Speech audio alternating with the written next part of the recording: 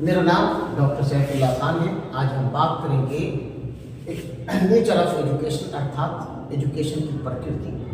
तो जैसा कि हम सभी जानते हैं कि एजुकेशन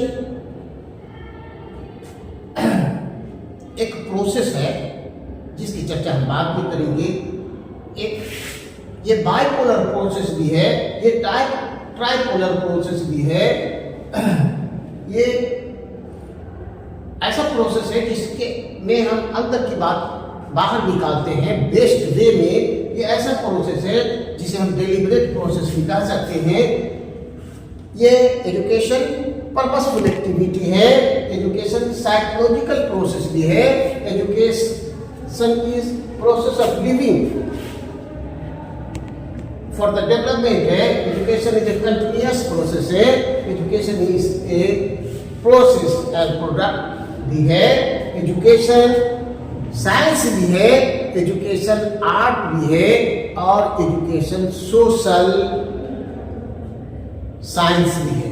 साथ ही साथ एजुकेशन इज डायनामिक प्रोसेस है। सबसे पहले हम बात करते हैं कि एजुकेशन किस तरह प्रोसेस है। जब हम क्लास के अंदर स्टूडेंट को नॉलेज इम्पार्ट करते हैं तो एक डेफिनेट प्रोसेस से हमें गुजरना पड़ता है।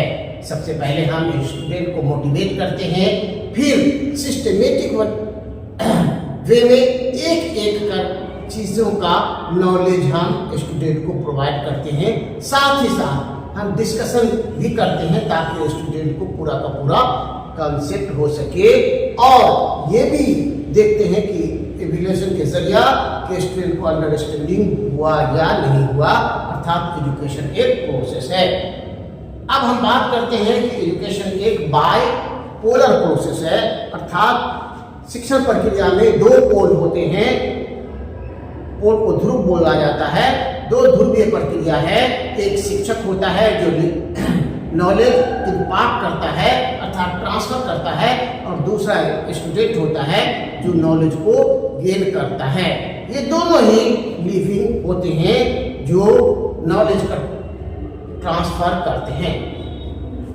अब हम बात करेंगे education is A tripolar process की। तो एजुकेशन सिर्फ टीचर और स्टूडेंट के बीच की बातें तो जरूर होती है, लेकिन एक डेफिनेट सब्जेक्ट मैटर अर्थात करिकुलम पर बेस्ड होता है।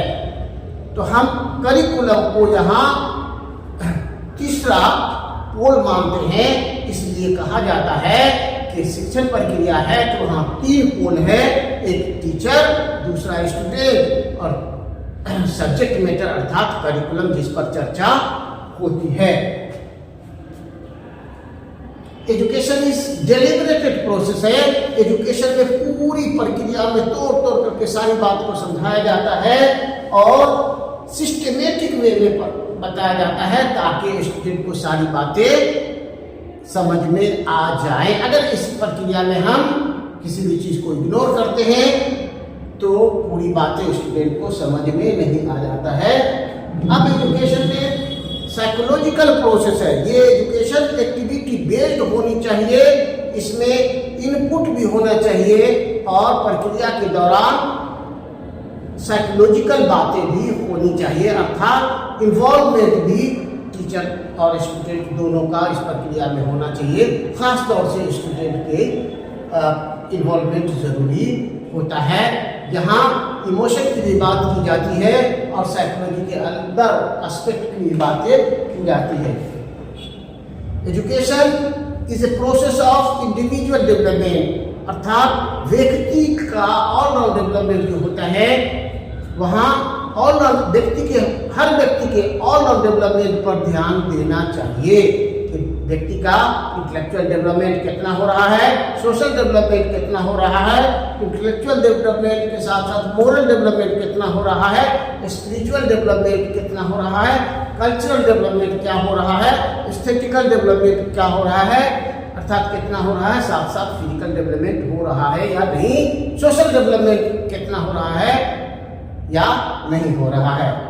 आगे की हम जब बात करेंगे तो हम देखेंगे कि एजुकेशन कंटिन्यूअस प्रोसेस है।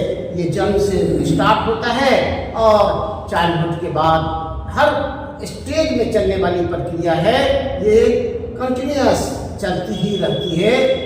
मृत्यु के पहले तक इंसान सीखता ही रहता है, बर्थ से लेकर के मृत्यु के पहले तक, इसलिए इसे कंटिन्यूअस प्रोसेस कहा गया है। अब हम बात करते हैं कि एजुकेशन को कई बार प्रोसेस एंड प्रोडक्ट भी कहा जाता है। तो प्रोसेस क्या है और प्रोडक्ट क्या है? तो जब हम एजुकेशन स्टूडेंट को देते हैं, क्लास में लेक्चर इम्पार्ट करते हैं, नॉलेज का ट्रांसफर करते हैं, तो हम सिस्टमेटिक वे में करते हैं। एक प्रोसेस से गुजरना पड़ता है, इसमें मेथोडोलॉजी भी होती है, इवैल्यूएशन भी होता है और डिफरेंट वे में डिफरेंट प्रोसेस को ऑप्ट किया जाता है। अब हम बात करते हैं एजुकेशन एज ए प्रोडक्ट। तो जो स्टूडेंट सीखता है, अर्थात जो एक्सपीरियंस गेन करता है, और एक्सपीरियंस गेन करने के बाद स्टूडेंट सोसाइटी में जाता है वर्क करने के लिए, तो जो कुछ लेकर के जाता है वही प्रोडक्ट है। अर्थात स्टूडेंट जब नॉलेज गेन करके लेता है टीचिंग लर्निंग प्रोसेस के द्वारा, वो प्रोडक्ट बन जाता है। एजुकेशन इज आर्ट, जैसा कि हम जानते हैं कि आर्ट में सत्यम शिवम सुंदरम की बात की जाती है, और एजुकेशन में भी इस पहलुओं पर भी विचार किया जाता है। इसलिए एजुकेशन आर्ट है। Education is a social process. Education नल संस्थान सोसाइटी द्वारा स्थापित किया जाता है, और एजुकेशन में टीचिंग करने के लिए भी सोसाइटी से टीचर आते हैं, और विद्यार्थी भी सोसाइटी से ही आता है। अगर सोसाइटी का इन्वॉल्वमेंट टीचिंग लर्निंग प्रोसेस में नहीं रखा जाए तो वो डेड हो जाएगा। इसलिए कहा गया है कि education is a social process है। Education is a social science भी है, क्योंकि हम सोशल साइंस के एस्पेक्ट को एजुकेशन में फॉलो करते हैं। सोशल साइंस के जो भी एस्पेक्ट हैं, हम सभी एस्पेक्ट को एजुकेशन में फॉलो करते हैं। एजुकेशन नेक्स्ट कहा गया है कि education is a dynamic process है, अर्थात एजुकेशन में नई चीजें आती रहती हैं और कंटिन्यूअस ग्रोथ होता रहता है। अर्ली स्टेज में नॉलेज कम होता है, धीरे धीरे नॉलेज में बढ़ोतरी होती रहती है, और कंटिन्यूअस प्रोसेस है। ये कभी सेचुरेटेड होने वाली प्रक्रियाएं नहीं हैं। फॉर एग्जाम्पल, कंप्यूटर के पहले कैलकुलेटर निकला, कंप्यूटर के बाद first generation, second generation, third, fourth, fifth generation computer का निकला, और न जाने कितने जनरेशन निकलेंगे ताकि ये आगे की तरफ बढ़ता रहे। हम ये नहीं कह सकते हैं कि सिक्स्थ जनरेशन लास्ट जनरेशन है कंप्यूटर का, या यही नॉलेज लास्ट नॉलेज है, इसके आगे कुछ भी नहीं है। Thank you.